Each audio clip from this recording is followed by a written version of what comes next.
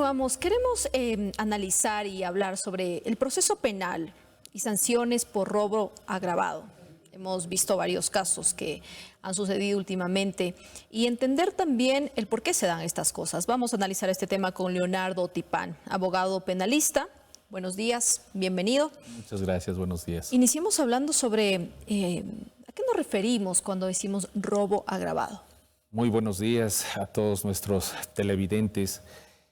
Efectivamente, el artículo 189 del Código Orgánico Integral Penal establece que un robo agravado es cuando existe la amenaza, la fuerza, la intimidación con armas blancas, con este tipo de fuerza para sustraerse cosa ajena.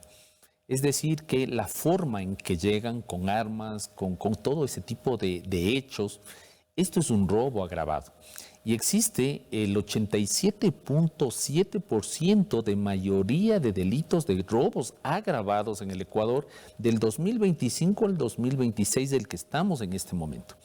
Es un índice totalmente elevado al que existía normalmente en el 2024, donde había relativamente un 46% de robos agravados. Es decir, que más había, como se dice, el típico robo de arranchamiento de un celular, de una forma de robar. Pero hoy se disparó al doble el robo agravado, que lamentablemente estamos viendo que en el país las cárceles aún siguen aumentando. Existe un índice totalmente elevado por el tipo, la tipicidad y la antijuricidad de estos hechos, la manera, el modo en que ahora el delincuente roba. Claro, y estas cifras que por supuesto preocupan, y usted dijo se disparó al doble. ¿Capaz podemos analizar el por qué pasa esto o a qué se debe? Por supuesto, aquí viene un punto. Lamentablemente, cuando se toma entrevistas con hablemoslo en sí, con quien infringió este tipo de delitos, las personas, la mayoría, tratan de justificar que no hay trabajo, que no tienen de dónde y les tocó robar, hacer este tipo de cometimientos o involucrarse en bandas delincuenciales organizadas para de esta manera incurrir en el delito. Pero el fin no justifica los medios.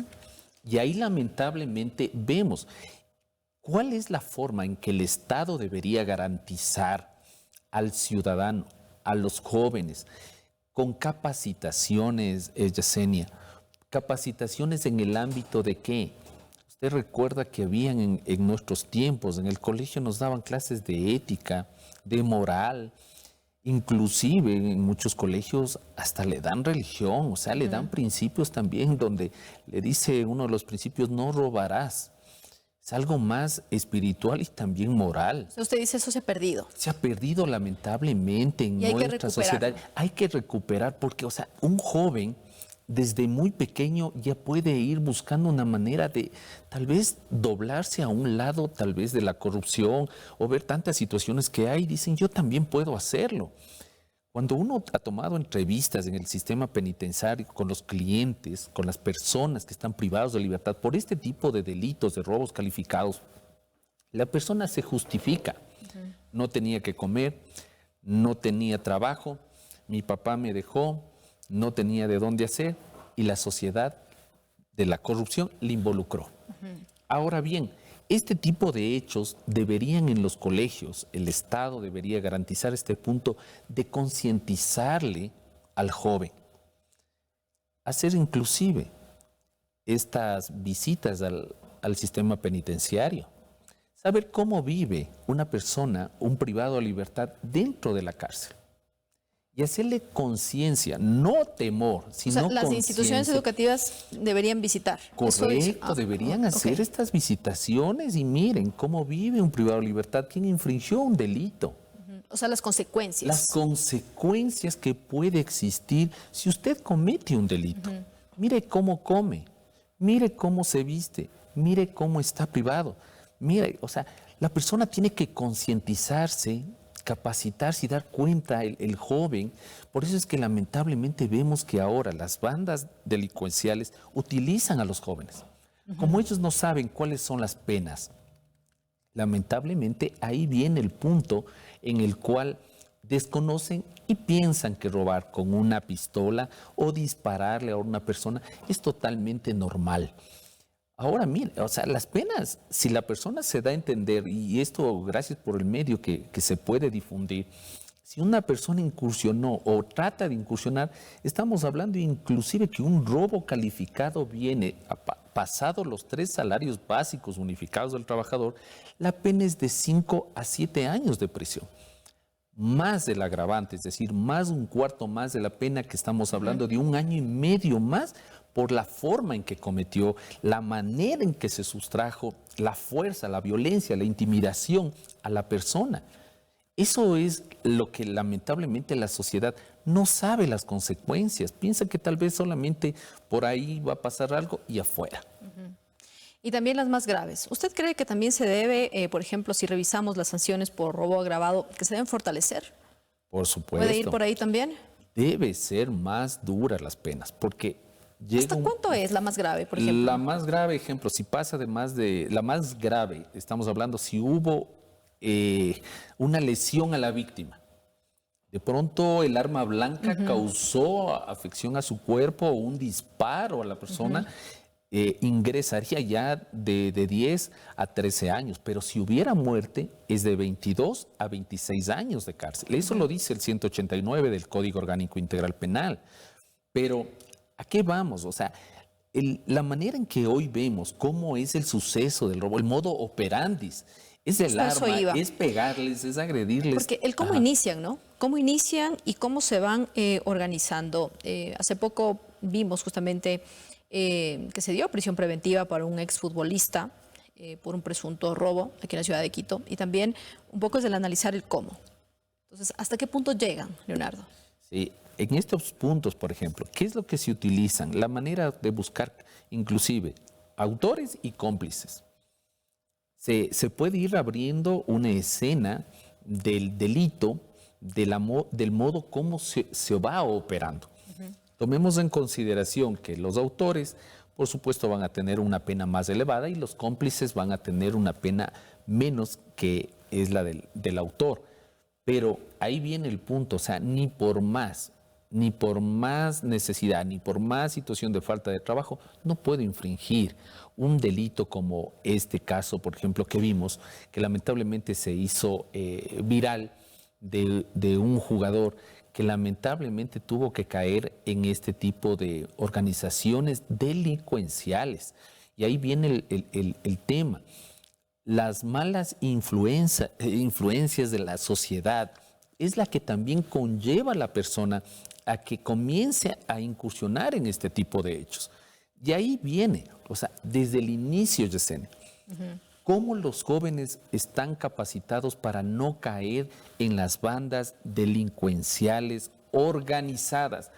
Porque, o sea, mientras hay un robo a la derecha, ya a la izquierda hay en 2 minutos. Mientras a la izquierda ya va a otro tipo de dirección. Ahí es donde el Estado debería fortalecer en este tipo de hechos. Tomemos en consideración también de que esperemos, lo he visto muy expectativamente, el punto de la reforma que va a haber para que un PPL trabaje dentro de las cárceles. Eso es lo ¿Esas mejor. acciones usted cree que sí van a funcionar? Por supuesto, porque un PPL que se encuentra dentro de 4 paredes sin saber qué hacer ni ocupar el tiempo y estar adentro solo jugando barajas o ahí mismo consumiendo las mismas sustancias estupefacientes y psicotrópicas, va mejor a hacer cosas productivas, donde pueda labrar la tierra, donde con sus manos mismo pueda producir, obtener su propio alimento y también esa producción puede servir para afuera los mercados. Mire, hay tierras, hay hectáreas que tiene el Estado, el Ministerio de Agricultura lo tiene. Y esto puede haber una producción para el mismo privado de libertad, porque cuando cumpla su pena, no, ahí sí va a ver que la situación es diferente. No está solamente recibe el desayuno, el almuerzo y la merienda. En otras palabras, premiado o descansando, de lo que cometió el delito. Y la Asamblea Nacional justamente aprobó esta ley para fortalecer al sistema penitenciario y enfrentar esta crisis carcelaria. Si se tendría esa oportunidad, Leonardo, de revisar el tema de sanciones, de fortalecer también, ¿cuál sería, por ejemplo, su propuesta? Mi propuesta sería de que se elimine lo que es el procedimiento abreviado, porque el procedimiento abreviado significa coger, pedir perdón a la víctima, devolverle lo que le robó y sale afuera. Y se hace un modo operandi, es decir, por eso es hasta ahora que entran, salen. Como alguien le dice, o sea, le pido perdón y mañana vuelvo otra vez a cometer el mismo error. Este es el problema. Hay que cortar de raíz. Si incumplió y este procedimiento abreviado relativamente se podría dar un techo, un umbral de hasta dónde se podría buscar la manera de ver, por ejemplo, que no tenga antecedentes penales. Cambia, porque la persona de pronto cayó por un error, de pronto fue la necesidad, de pronto, bueno, tratar de justificar, va a haber miles de excusas, pero al final es un procedimiento abreviado directo donde puede inclusive solicitar una suspensión de la pena y salir en libertad.